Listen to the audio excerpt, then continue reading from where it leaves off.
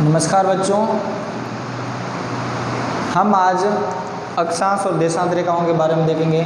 आज के टॉपिक में मुख्य रूप से हम अक्षांश रेखाओं के बारे में पढ़ेंगे, क्या होती है, कैसे होती है, कितनी होती है। अगले वीडियो में हम देशांत रेखाओं के बारे में पढ़ेंगे। तो सबसे पहले हम लेते हैं अक्षांश रेखा।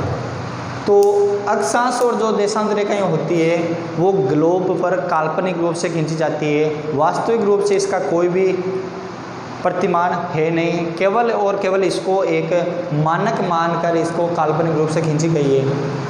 अक्षांश और देशांत रेखाएं दो प्रकार की रेखाएं हैं। जो पूर्व से पश्चिम तक खींची जाती है वो अक्षांश रेखाएं होती है, जो उत्तर से दक्षिण तक खींची जाती है वो देशांत रेखाएं कहती हैं। प्रत्येक पूर्व से पश्चिम तक देशाओं की संख्या की बात करें तो बीच वाली जो भूमध्य रेखा है उससे ऊपर 90 है, इससे नीचे दक्षिणी गोलार्ध में भी 90 है। अब बात करते हैं गोलार्ध की कि भाई गोलार्ध क्या है। तो पृथ्वी का एक रूप है जिसको बीच में से एक भूमध्य रेखा खींचकर उसको दो भागों में बांट दिया जाता है। ऊपर वाला भाग उत्तरी गोलार्ध हो गया, नीचे वाला दक्षिणी गोलार्ध, गोले का आधा भाग, क्योंकि पृथ्वी गोल है और गोले को आधा भाग करने से उत्तरी गोलार्ध और दक्षिणी गोलार्ध इसके अंदर बन जाता है। अब मेन बात आती है कि इन रेखाओं की आवश्यकता क्यों पड़ती है। तो इसके लिए मैं आपको बताता हूँ कि आपने कभी ग्लोब देखा होगा। ये ग्लोब है। ग्लोब क्या है? ग्लोब पृथ्वी का एक प्रतिरूप है। पृथ्वी क्या करती है? पृथ्वी की जैसी है। कई जगह हम पढ़ते हैं गेंद के आकार की, नारंगी आकार की या सेब के आकार की, नहीं, पृथ्वी की आकृति है वो पृथ्वी की जैसी है। पृथ्वी की जैसी दुनिया में दूसरी कोई वस्तु नहीं है। ग्लोब इसका सबसे प्रमाणिक मान माना जाता है, प्रमाणिक प्रतिरूप माना जाता है। तो ये ग्लोब है। अब बात आती है ग्लोब पृथ्वी के जैसा ही है, इसके अंदर ये आडी और तिरछी रेखाएं खींची गई हैं। अब इस खींचने का मुख्य उद्देश्य क्या है? उद्देश्य मैं बता देता हूँ। किसी स्थान विशेष के बारे में जानकारी हासिल करने के लिए हमें अक्षांश और देशांत रेखाओं की ज़रूरत पड़ती है। उसके लिए हमें उस क्षेत्र का अक्षांश से और देशांतरे स्थिति पता हो जानी चाहिए। उसके अनुसार हम उस जगह को आराम से पृथ्वी पर ढूंढ सकते हैं। अभी नॉर्मली मैं बात करूं कि इसको आप इस पृथ्वी के अंदर आपको भारत को ढूंढना है, तो हम आराम से भारत को नहीं ढूंढ पाएंगे, क्योंकि हमें पूरी धरती को संभालना पड़ेगा, लेकिन ये संभव नहीं है। तो इसके लिए अगर हमारे पास भारत का अक्षांश और देशांतर विस्तार मौजूद है, उसकी स्थिति पता है, तो हम आराम से बिना किसी परेशानी के हम उसको ढूंढ सकते हैं। इसलिए इन अक्षांश और देशांत रेखाओं की ज़रूरत पड़ती है। मैं बार बार बोल रहा हूँ, ये केवल और केवल काल्पनिक रेखाएं हैं किसी स्थान विशेष के बारे में जानकारी हासिल करने के लिए। अब सबसे पहले मैं बात करता हूँ अक्षांश रेखाएं है क्या। पृथ्वी, ये जो गोल आकृति आपको दिखाई दे रही है, ये पृथ्वी पर पूर्व से पश्चिम तक जो वर्त खींचा जाता है वो अक्षांश रेखाएं कहलाती हैं, ठीक है ना। बीच में 0 डिग्री अक्षांश, 0 डिग्री अक्षांश है। 90 अक्षांश इसके ऊपर है, 90 इसके नीचे। टोटल अगर हम बात करें अक्षांश रेखाओं की तो टोटल अक्षांश रेखाएं 180। अब बात करते हैं मुख्य अक्षांश रेखाओं की। तो सबसे पहले जो रेखा आती है वो आती है आपके 0 डिग्री रेखा। ये बीचों बीच जिसने धरती को उत्तरी और दक्षिणी गोलार्ध बांधा है वो है 0 डिग्री। अब 0 डिग्री अक्षांश को और भी कई नामों से पुकारा जाता है, जिसमें सबसे इसका प्रमुख नाम आता है वो आता है इसका भूमध्य रेखा। भूमध्य, भूमि के मध्य भाग वाली रेखा भूमध्य रेखा हो गई है। इसके अलावा इसको एक और नाम भी दिया गया है विषुवत रेखा। विषुवत यानी कुल मिलाकर अगर देखें तो प्रमुख रूप से इसको 0 डिग्री अक्षांश रेखा, भूमध्य रेखा और इसके साथ विषुवत रेखा भी इसको बोलते हैं। अब इसके अलावा आपको दूसरी लाइनें और भी दिखाई दे रही है। ये प्रमुख लाइनें मैंने बनाई है, क्योंकि 90 लाइनें यहाँ और 90 लाइनें नीचे बनाना व्हाइट बोर्ड पर संभव नहीं है और ना ही इसके बारे में फिर जानकारी दे सकते हैं। इसलिए प्रमुख रूप से जो हमारे दैनिक उपयोगी चीज़ें हैं जो हमारी जानकारी में होनी चाहिए वो लाइनें हमने यहाँ पर खींची है। और तो इसमें प्रमुख रूप से जो लाइन आती है, पहले हम उत्तरी गोलार्ध की बात करेंगे, फिर दक्षिणी गोलार्ध की बात करेंगे। तो उत्तरी गोलार्ध के अंदर जो प्रमुख लाइन आपको ये लाइन दिखाई दे रही है, इसको बोलते हैं 23.5 डिग्री उत्तरी अक्षांश। जिसका एक और दूसरा नाम है जो प्रचलित में बहुत ज़्यादा आता है, इसको कर्क रेखा भी बोलते हैं।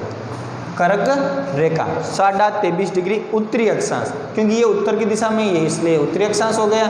ये दक्षिण दिशा में आ जाएंगे तो ये दक्षिणी अक्षांश हो जाएंगे। 23.5 डिग्री उत्तरी अक्षांश को हम कर्क रेखा भी कहते हैं। अब बात ये आती है कि यहाँ पर 23.5 डिग्री ही क्यों ली, 20 ले लेते, 25 ले लेते, 30 ले लेते, 10 ले लेते।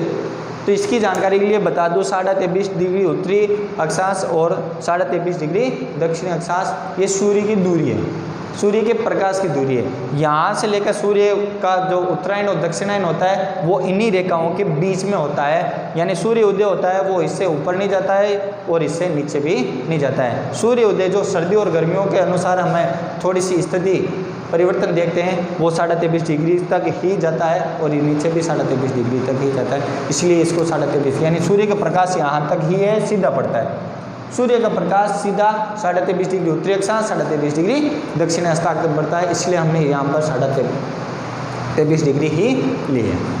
तो इस 23.5 डिग्री उत्तरी अक्षांश को हम दूसरे नाम कर्क रेखा के अनुसार भी माना जाता है, जो कि सबसे प्रचलित नाम इसका कर्क रेखा ही है।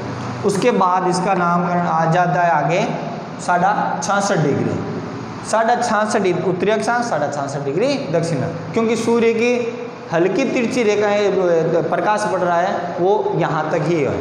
यहाँ तक तो सीधी प्रकाश की किरणें सीधी पड़ती है और यहाँ पर प्रकाश की किरणें तिरछी पड़ती है, ठीक है ना, यहाँ तक और यहाँ तक, इसलिए 66.5 डिग्री लिया गया है।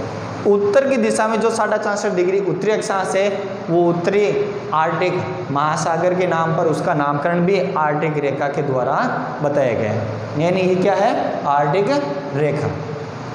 ठीक उसी प्रकार आगे 90 डिग्री मैंने आपको बताया था, 0 डिग्री से उत्तर की दिशा में भी 90 और 0 डिग्री से लेकर दक्षिण दिशा में भी 90 अक्षांश रेखाएं खींच जाती है। जो 90वीं अक्षांश रेखा होती है वो हल्का सा एक बिंदु के रूप में ही होता है।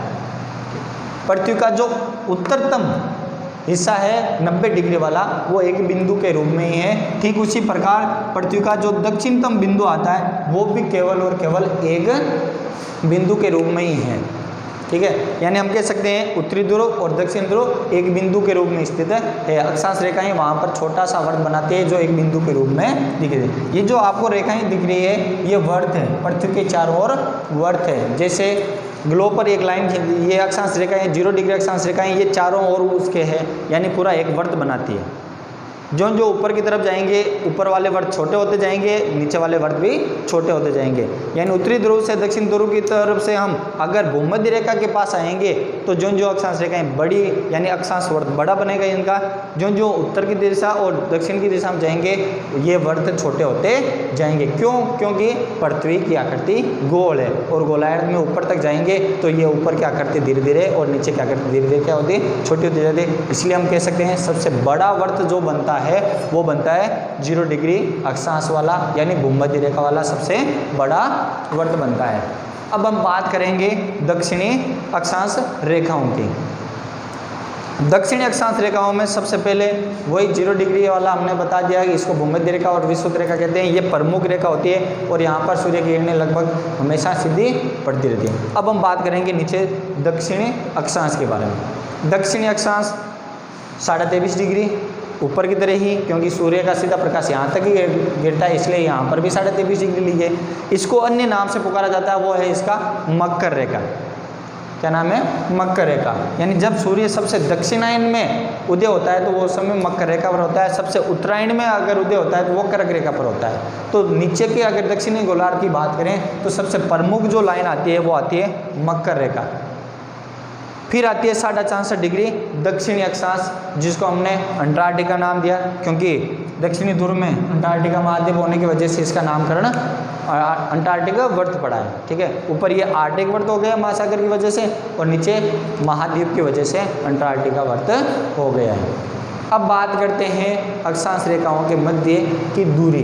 अक्षांश रेखाओं यानी प्रत्येक अक्षांश रेखा के बीच की जो दूरी होती है, प्रत्येक अक्षांश एक अक्षांश यानी 0 डिग्री से 1 तक पहुंचते हैं तो लगभग 111.1 किलोमीटर की दूरी होती है। नॉर्मली अगर हम बात करते हैं तो प्रत्येक अक्षांश के मध्य में 111 किलोमीटर का अंतर होता है।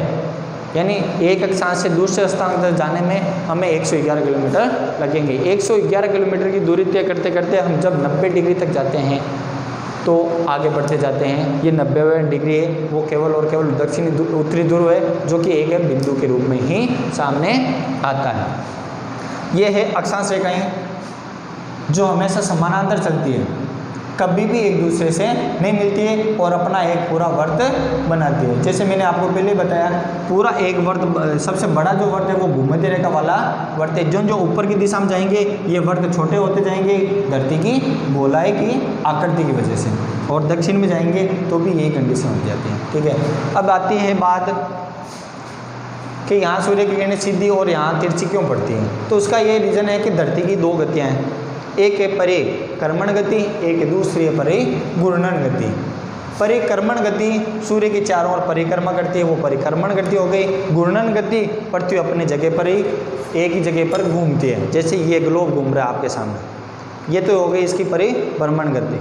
और जब ये सूर्य, सपोज करो मैं सूर्य हूँ और ये मेरे चारों ओर घूम रहा है, यानी ये क्या हो गया, एक परिक्रमण। हम मंदिर में जाते हैं, भगवान की परिक्रमा कहते हैं, तो चारों ओर लगाते हैं तो उसको परिक्रमा कहते हैं। वैसे ही पृथ्वी की सूर्य के चारों ओर की दूरी होती है, वो गति होती है, वो परिक्रमण गति कहलाती है, परिक्रमा करना। ये परिक्रमण गति की वजह से ही सूर्य का उदय कभी उत्तरायण कभी दक्षिणायन होता है। इस वजह से ये रेखाएं खींची गई है। इनका मेन बांध कटिबंधों के रूप में काम लिया जाता है।